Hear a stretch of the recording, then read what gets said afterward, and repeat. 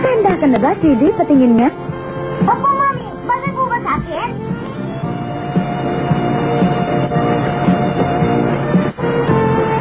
Bagay na bagay. Masikip ba? Hindi po. Kasya-kasya nga eh. Mabuti naman at nagustuhan mo. Hindi ba kayo handang dalawa? Aba, ang gwapo ng anak ko.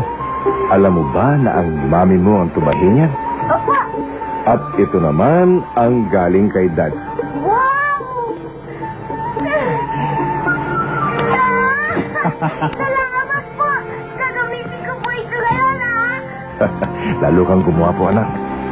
Gusto ko ito, Daddy. Talaga? Opo. Okay yung anak ko. Uy, teka muna, magugusit ang damit ko. Ay, siya nga pala. Tayo na. Oo nga naman. Tumuloy na tayo sa lakad natin. O, baba na dyan. Opo, Mami.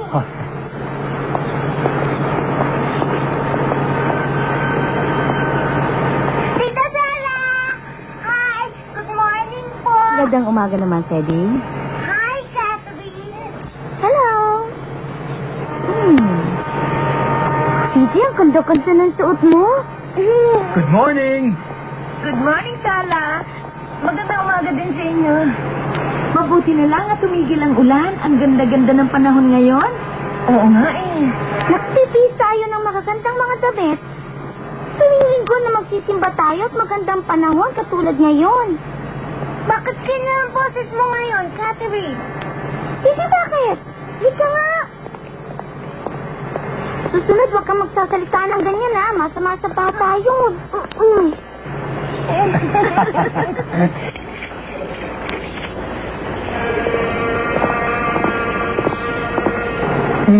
Sana laging ganito kaganda ang panahon.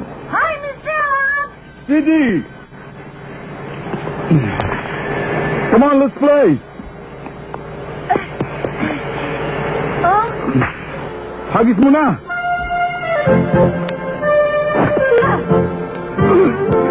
Halika rito! Ang galing mo na palang maglaro ng baseball, Sidi! Ano po ba yung ginagawa niyo? Naglalaro po ba kayo ng baseball? Oo nga, Catherine. Baseball nga nilalaro naming dalawa. Hindi ba, Sidi? Good morning, Mr. House. Good morning, too. Ang tunay kong pangalan ay si CL. Ang tawag sa akin ng daddy ko, mami ko at mga kalaro sa ibibang ko ay Sidi. Oh, hi! Hi, Sidi! Hi! Ito naman ang suot ko, Sidi. Saan galing yan, ha? Ang ganda yan, ha? Oy, sombrero mo, bagay na bagay sa'yo. Ang gara naman ang sombrero mo. Saan mo nabili yan, ha?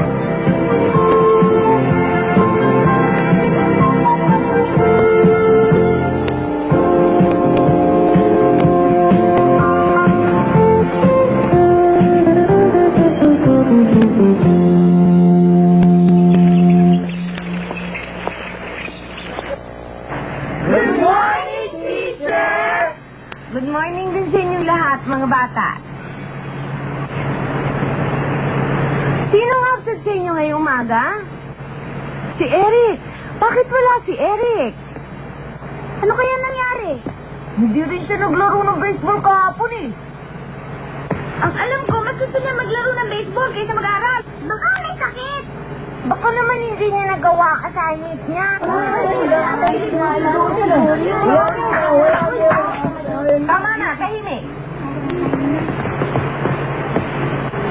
Okay, ngayon mag-aaral na tayo. Ang ating leksyon sa araw na ito ay arithmetic, addition.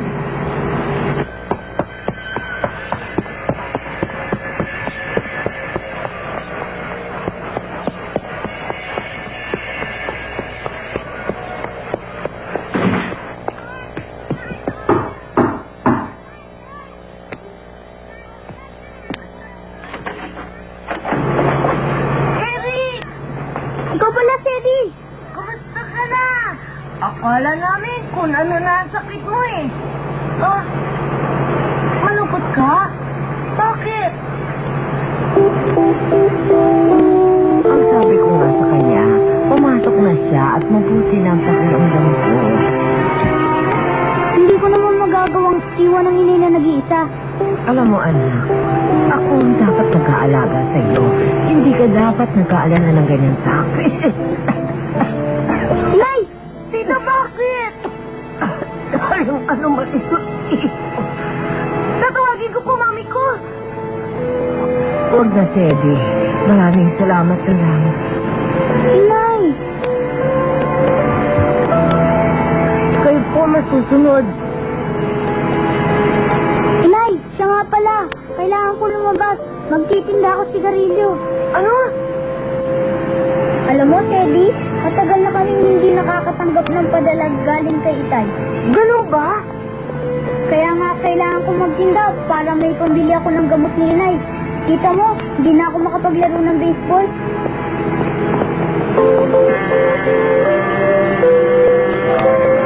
Bili na po kayo! Sigarilyo! Sigarilyo! Garilyo! Garilyo! Bili na kayo! Bili na kayo sigarilyo! Bili na kayo! Bili na kayo sigarilyo! Ito! Sigarilyo! Bili na kayo! Bili na kayo sigarilyo! Mama! Sigarilyo po! Bakit, iho? Wala po. Pasensya na po kayo. Okay. Ito. Bili na kayo muna lang po! Sigarilyo! Sigarilyo! Muna lang! Bili na kayo!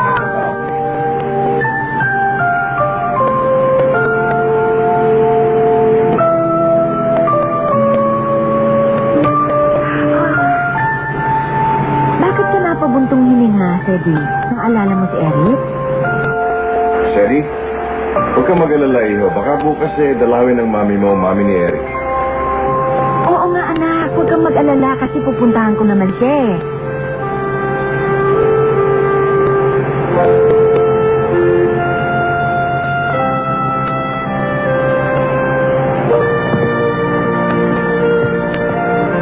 Daddy, Bakit? Ano yun, anak? Pwede ko po ba tulungan si Eric? Kaya lang nahiya ako magtinda.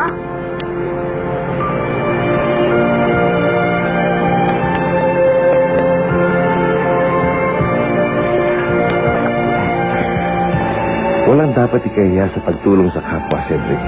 Daddy, matali kong kaibigan si Eric kaya gusto ko siyang matulungan. Kaya may magawa akong tulong para sa kanya. Daddy, anong magagawa kong tulong para kay Eric? Mag-isip ko naman kung paano ko siya matutulungan. Sige na naman, Daddy, oh. Please, tulungan mo ako. O sige na, anak. Tutulungan ka ng daddy. Pero magpahinga ka na muna. Totoo, Dad? Huwag kang mag-alala, anak. Natutuwa ang daddy at mayroon kang pagpapahalaga sa isang kaibigan na katulad ni Eric. Ang magkaibigan ay dapat na nagtutulungan upang mapanatili ang magandang pagtitinginan. Alam mo, Cedric, ang pagtulong at pagdamay sa kapwa ay isang magandang pag-uugali na dapat mong dalahin at gawin kahit na sa ibang tao. Ibang taong nangangailangan ng pagdamay. Ganun ba, Dad? Oo, anak. Kaya nga nagagalak ang daddy nang malaman kung gusto mo rin siyang tulungan sa abot na iyong makakaya. Ganyan din ang tingin ng iyong mami. Kaya magpahinga ka na at pag-isipan mong mabuti ang sinabi ko sa iyo. O sige anak, manalangin ka at magpasalamat sa Diyos bago ka matulog. O kumis ka muna sa iyong mami. Tandaan mo ang sinabi ng daddy sa iyo, Cedric, ha? Magkakaibigan ay dapat nagtutulungan upang mapanatili ang magandang pagtitinginan at matagal na pagsasamahan. Okay? At tandaan mo yan?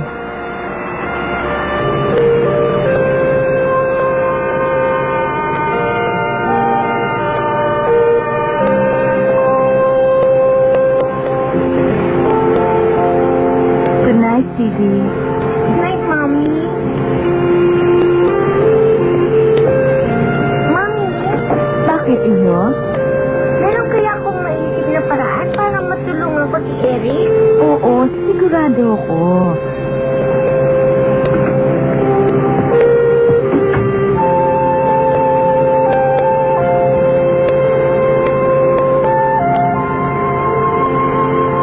Kaya, buti kong gawin para siya matulungan.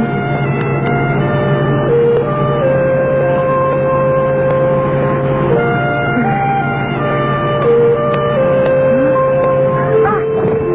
Ayun!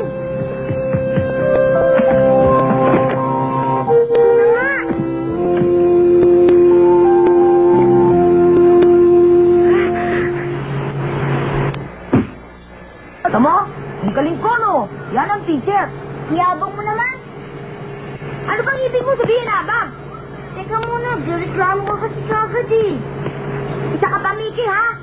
Ayoko na! Ayoko na maglaro! Ayoko na!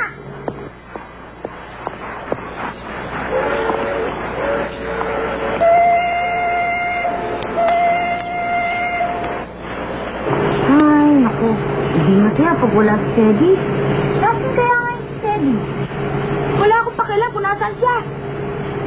Sana dumating na si Teddy para masaya tayo.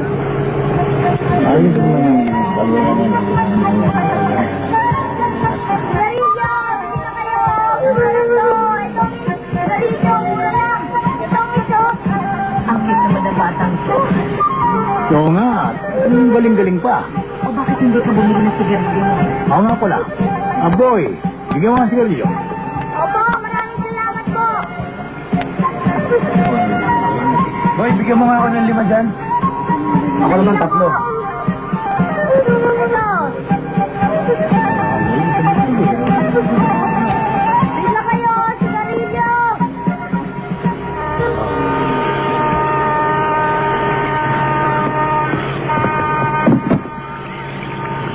Salamat naman.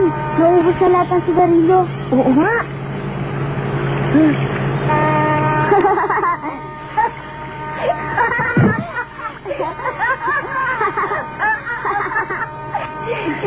Okay ka.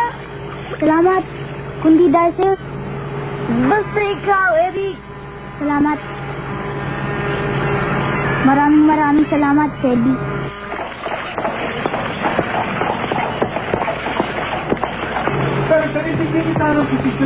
Ito ang para sa'yo. Ano kaya dyan eh?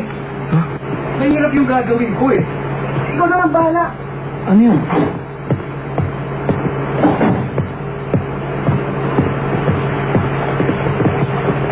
James, ano bang pinagtatalo yung dalawa at di naman kayo magkasundo? Laging na kayo nag-aaway. Ano ba talagang problema yung dalawa? Wala naman. Alam mo naman yan si Alex ay mabait eh. Masipag. Ngunit kuminsan ay talagang may katigasan ng ulo. Mr. Elf, eto na ho yung mga diaryong galing British, French at German. Ngayon kong umaga lang ko po natanggap. Salamat. Totoo ho yung sinabi niyo, Mr. Elf. Ayun yun. Tungkol ho kay Edison, masipag naman, pero minsan matigas ang ulo. Minsan naman, hindi mo siya makausap. Ewan ko ba? Uy, pumasok ka nga rito. Oo.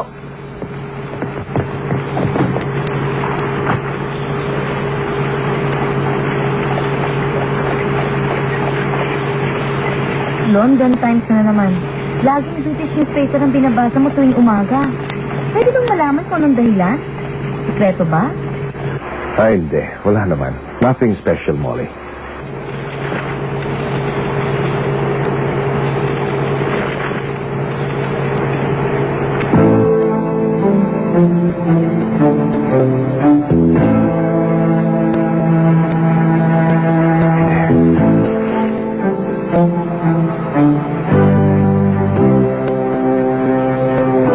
Why, Mr. F? Ano bang masamang balita ngayon? James, ano ba? Ha? Ha? Ang sabi ko, ano bang nabasa mo at bigla ka nang namutla dyan? Di ka na makakibo. Wala. Walang ano man ito. Sige, sandali lang.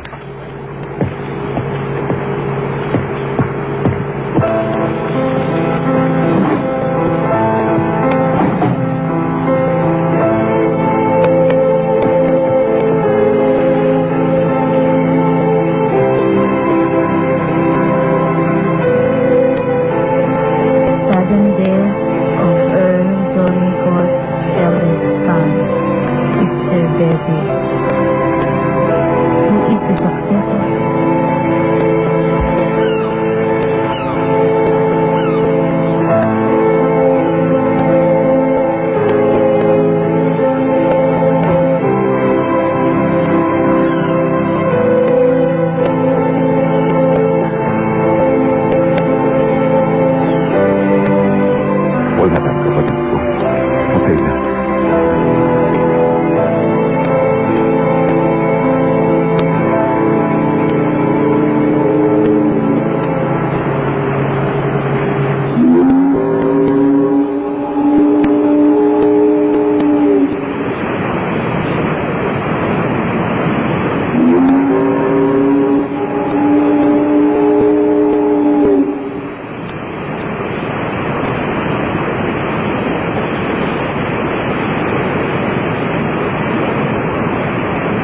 Ano nga palang tawag sa rebultong yan? Queen of Liberty? Napakaganda. Ngayon lang akong nakakita ng rebultong ganyang kaganda. Kayo rin hubay dayo rito?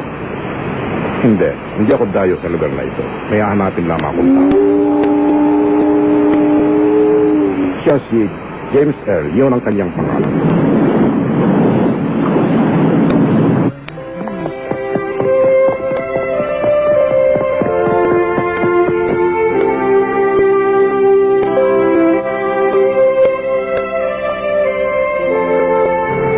Ani, pati ikaw ay naabala ko pa. Hindi ito naman. Sino pa bang magtutulungan kundi tayo? Salamat, Ani. Salamat. O ayan, tapos na. Nandito na po kami!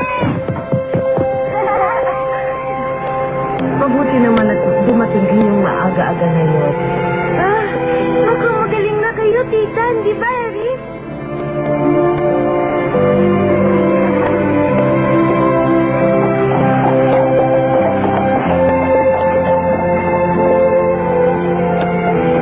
Mami, ano yun?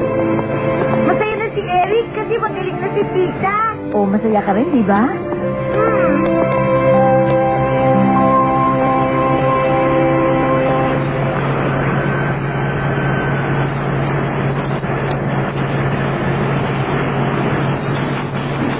Hello? Opo, sandali lang po.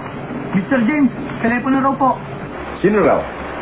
Ang sabi po niya, Mr. Havisham daw po. Gusto kayong makausap. Havisham. Mr. James, wala po kayong ipinagbabangko. Ang inyong pangangatawan, ang inyong kalusugan, sa palagay ko'y nasa mabuting kalagayan. At sa pagramdam ko'y wala namang kayong problema. Kayo man, Mr. Havisham, sa tingin ko'y hindi rin nagbabago. Maraming salamat, James. Alam mo, naparito ako para ipagbigay alam sa inyo ang tungkol sa kamatayan ng... Ang ibig kong sabihin, alam ko, nabasa ko kanina sa pahayagan ng balita. Kung gayon ay alam na ninyo ang aking patay. Nabasa ko nga sa London Times ang lahat ng nangyari. Kamusta at anong kondisyon ng aking amang hari? Siya isang matatag na tao, pero labis siya nasaktan dahil sa mga pangyayari. Ngayon siya'y may karamdaman dahil sa labis na kalungkutan. Ang aking amang hari, may karamdaman.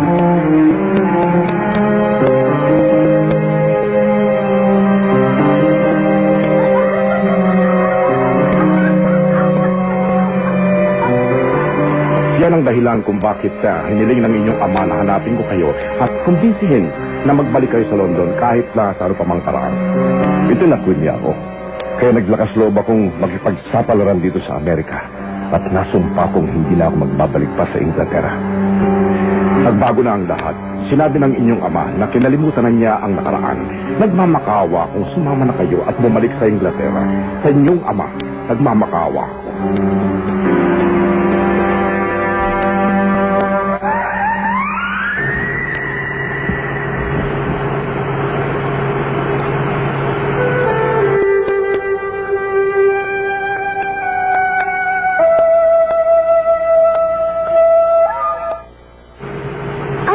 Nagkamali ako, Mami. Huwag kang magmadali. Subukan mong tugtugon uli ng marahan tulad ng dati. Sige, ulitin mo. Opo, Mami.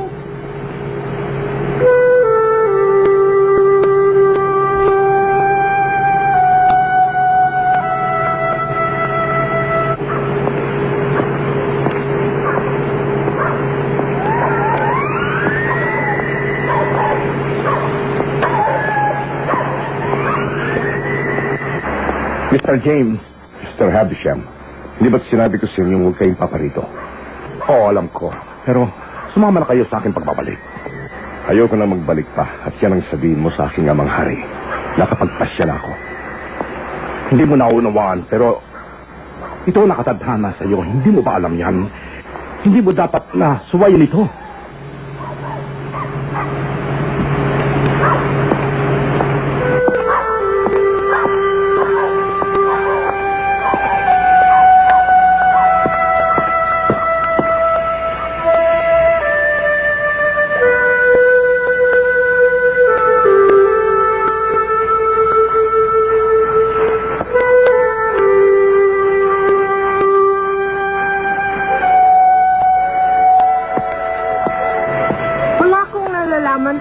sa mga pangyayari at nangyayari sa aking ama ngayon. Ngunit alam ko may isang tao na nagsasabi sa pangalang Mr. Havisham ang may alam ng kasagutan o susi ng lihim ng aking ama.